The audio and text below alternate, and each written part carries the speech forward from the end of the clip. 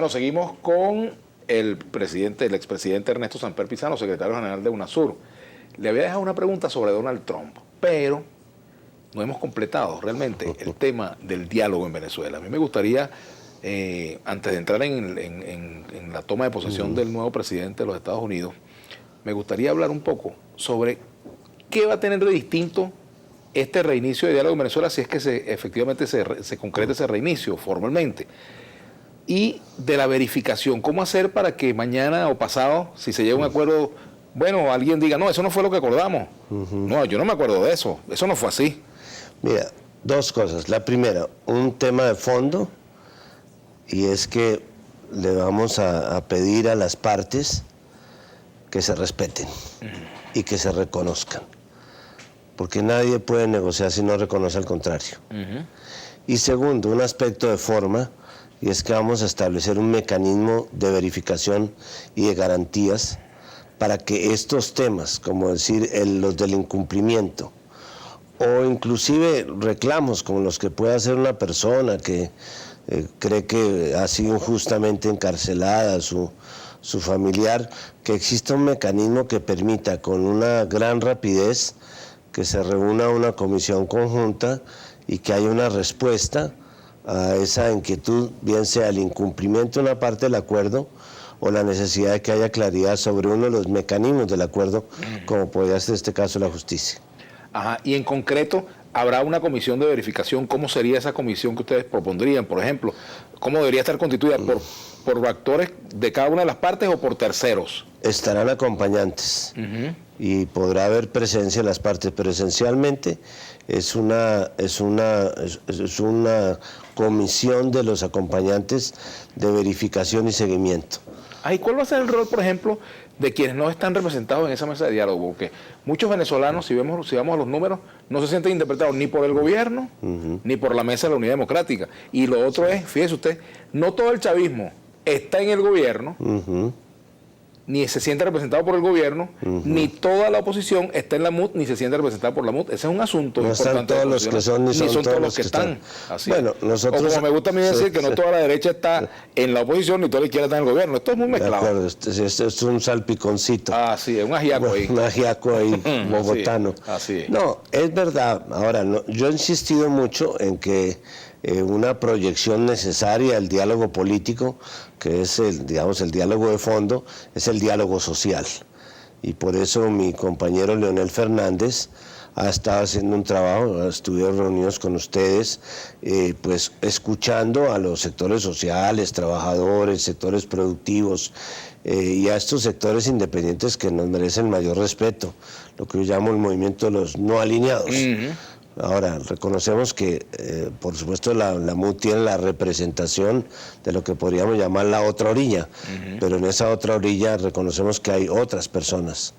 Y de la misma manera el gobierno, pues ningún partido es monolítico, también hay sus confrontaciones internas que tendrán que solucionar ellos internamente, pero hasta el momento... Aquí cada bloque como que necesita su mesa de diálogo propio, ¿eh? Sí, necesita barrer para adentro. Sí, eso es difícil de resolver y quizás esa es una de las cosas que enturbia una solución al conflicto político venezolano. Pero es uno de los beneficios del diálogo, y es que la gente cuando tiene que presentar una posición, pues comienza a organizar la casa por dentro para poder llegar con una posición unificada. El otro problema son los extremos. En todo proceso de paz, es que el diálogo mata los extremos.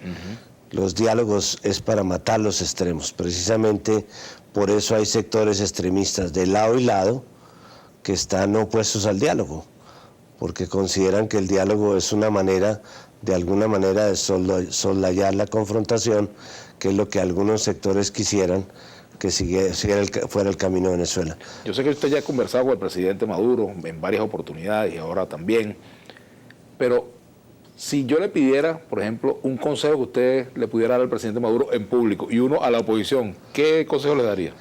Primero, no le daría consejos en público. Los presidentes detestamos que nos den consejos en público. Aceptamos todos los consejos que nos quieran dar en privado, pero en mi caso no aceptaban ni que me tutearan ni que me dieran consejos en público. Entonces, primero no le aceptaría el consejo. Le diría, venga, me lo da con un cafecito, pero los dos. Y a la oposición tampoco le daría consejos en público. Bueno, yo creo que uno como político sí, muchas veces yo le hablo a la oposición como político. A mí me cuesta mucho trabajo desprenderme de mi condición de político y los veo a ellos con cierta solidaridad a lo que fue mi lucha política como oposición. Pero precisamente por haber sido bombero es por lo que uno puede recomendar cómo poner las mangueras y cómo apagar los incendios. Y en ese sentido creo que el papel que cumplen, por ejemplo, personas como Martín Torrijos, que es un político, es presidente, Caribe, muy carismático, ha sido muy importante porque le quita prevención al diálogo. Esto uno no puede hablar en Caracas, que es la capital del Caribe, no puede hablar de smoking. Aquí se habla desprevenidamente, como lo haría Gabriel García Márquez si viniera a negociar. Hablando desprevenidamente, ¿usted votaría por Piedad Córdoba, presidente? Bueno, la negra forma parte de mi equipo de mujeres admiradas, es una persona muy valiosa, es bastante incomprendida en algunos sectores, pero yo creo que es el precio que ella ha pagado por consolidar un liderazgo muy importante en sectores sociales de Colombia muy abandonados. ¿Y en Estados Unidos habría votado por Hillary? Hubiera votado por Sanders. Y estoy muy expectante de lo que pueda resultar Trump para América Latina, porque nunca había sido tan enigmática la llegada de un nuevo presidente a los Estados Unidos. Nosotros nos tenían acostumbrados a que nos ponían en fila para enfrentar los enemigos externos de los Estados Unidos. Entonces unas veces nos pusieron a atacar a los comunistas, otra vez dijeron ahora los enemigos son los carteles y luego ahora los enemigos son los terroristas. Pero resulta que ahora los temas que va a esgrimir el señor Trump, por lo menos si cumple lo que dijo, y el problema de Trump es que cada vez se está pareciendo más a lo que dijo que iba a hacer, todos tienen que ver con nosotros.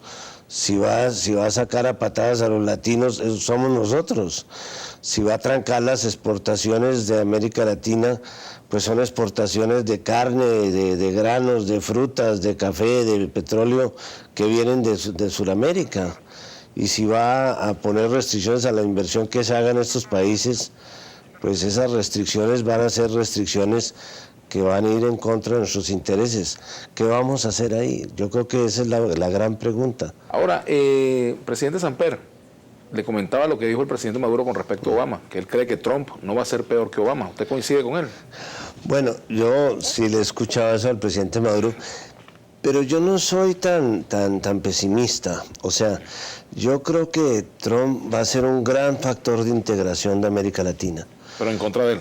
Claro, yo voy a ver a los neoliberales defendiendo los tratados de libre comercio que este señor va a echar para atrás, y a nosotros, que los progresistas que nos criticaban que eran inventos lo de la cosa de los Estados Unidos, ahora creo que vamos a estar todos juntos en el mismo barco, así es que yo creo que va a ser un factor de integración muy importante Trump. Y desde el punto de vista ideológico, ¿qué reto representa un presidente como Donald Trump para los sectores que durante tantos años han reivindicado los cambios en América Latina? El mismo reto que representa un banquero para un intelectual universitario. Es que él se mueve en otro campo. Él es en el campo de los negocios. Con él cualquier cosa puede ser negociable. Eso es bueno si uno logra hacer un buen negocio, y pésimo si hace mal negocio. Entonces, ¿usted cree que Trump es un mal negocio para América Latina? Vamos a ver si tenemos la capacidad de que sea un buen negocio. Pero esto no es de que fulanito tal, que siempre ha pensado tal, va a llegar a aplicar esta doctrina que nos va a hacer daño o que nos va a beneficiar. ¿Quién iba a pensar, Vladimir, que hace 6 meses que Obama, que creo que al final de su gobierno dejó cosas importantes para América Latina, quién iba a pensar que iba a ser reemplazado por una persona que predicó todo lo contrario? Por eso yo he dicho con cierta prevención, y no le ha gustado a algunos sectores de derecha de la región, hay que esperar a ver qué hace Trump. Por ejemplo, ¿va a mantener la apertura con Cuba o no? ¿Va a seguir cerrando la base de Guantánamo o no? ¿Va a propiciar el desembargo en el Congreso de Cuba o no? ¿Va a apoyar los acuerdos de paz de Colombia o no? ¿Va a estar con la reivindicación de Sudamérica en el tema de las Malvinas o no? ¿Va a entender que el problema de las drogas no es solamente de los países productores, sino también de los países que consumen o no? Mientras que no sepamos cuáles son las respuestas de él a los grandes interrogantes de la región, pues no podemos meter ni siquiera el dedo meñique por tronco. Por cierto que el presidente Obama cerró su gobierno, o hasta ha venido cerrando su gobierno, con una medida para América Latina, para Puerto Rico, que fue la liberación de Oscar López Rivera. El presidente Maduro llegó a decir que él estaba dispuesto a canjear a Leopoldo López por López Rivera, que si Obama ponía en libertad a López Rivera, él ponía en libertad a Leopoldo López. Lo que pasa es que no había mesa de diálogo en Estados Unidos, aquí sí hay que llevar ese tema ya a la mesa del diálogo. Pero fíjense que sin mesa de diálogo ya lo hicieron. Bueno, pues aquí tenemos mesa de diálogo, no la vamos a saltar, ¿no? Ese tema está planteado allí. Bueno, creo que todos los temas están planteados en la mesa de diálogo, para eso es. No se le olvide la teoría del Papa. El diálogo es un proceso y un escenario. El proceso en el cual suceden cosas a favor o en contra, y un escenario en el cual los actores, sin necesidad de agredirse, pueden encontrarse. El proceso de paz en Colombia. Muchos llegaron a imaginar que quizás Obama, si tomó esa medida con López Rivera, pudo haberla tomado también con Simón Trinidad. Yo era partidario que lo hiciera. Creo que hubiera sido una gran contribución de los Estados Unidos a bendecir este proceso. Cuidado si Trump lo hace. En el cual, bueno, eso sí, ya comenzaríamos nosotros a inclinarnos reverentes. No creo que lo haga sinceramente, pero mire, el proceso de paz va bien. Lo que pasa es que la gente tiene que entender que esto no es un problema de blanco y negro. Vamos a ver a la FARC como partido y no vamos a ver repetir el espectáculo de la Unión Patriótica que fueron exterminados. Pues espero que no, y por supuesto que en estos días ha habido hechos muy preocupantes de que pudiera estarse incubando en Colombia una guerra sucia persiguiendo defensores de derechos humanos y campesinos. Yo espero que eso no sea el resultado de una actitud sistemática. Le tengo mucho miedo a esas semillas todavía latentes del paramilitarismo en Colombia, que pueden germinar en cualquier momento allí o en la misma Venezuela. De tal manera que hay que tener los ojos abiertos, tenemos que avanzar en lo del ELN. Muy importante. Realmente tanto el presidente Chávez como el presidente Maduro jugaron un papel muy importante, como lo jugó Castro en su momento, en ayudar a que estas personas se sentaran a la mesa, que entendieran que la lucha armada ya no es el camino. Y por eso yo soy un convencido casi que alucinante de las posibilidades que tiene un diálogo para que una sociedad conviva. ¿Qué hoja de ruta tiene un expresidente que llegó a la Secretaría General de UNASUR y que ahora sale de esa responsabilidad? ¿Hacia dónde va la vida de Ernesto Samper Pizano? Volver a ser expresidente. En Colombia el negocio es ser, lo que vale la pena es ser expresidente. La gente en Colombia no sabe qué hacer con nosotros, pero tampoco sabe qué hacer sin nosotros. Y los expresidentes, cuando no tienen nada que hacer, se reúnen. Por ejemplo, usted se reuniría con Uribe a jugar algo. No, uno trata de utilizar su tiempo más divertidamente. ¿Cómo quiere ser recordado Ernesto Samper? Yo quisiera ser recordado como una persona cercana a la gente, y que esa cercanía a la gente me llevó a ser una persona sensible a los temas sociales. Con eso me bastaría, el resto se lo dejo a mis enemigos. Muchas gracias. Bueno, Vladimir, Samper, un placer haberlo tenido aquí en Globovisión. Okay. Vladimir a la 1. Mucho gusto. Esperemos vernos pronto. Volveré a la 1 y a las 2 y a las 3. Así es. Muchas gracias al presidente Ernesto Samper Pizano, secretario general de UNASUR. Y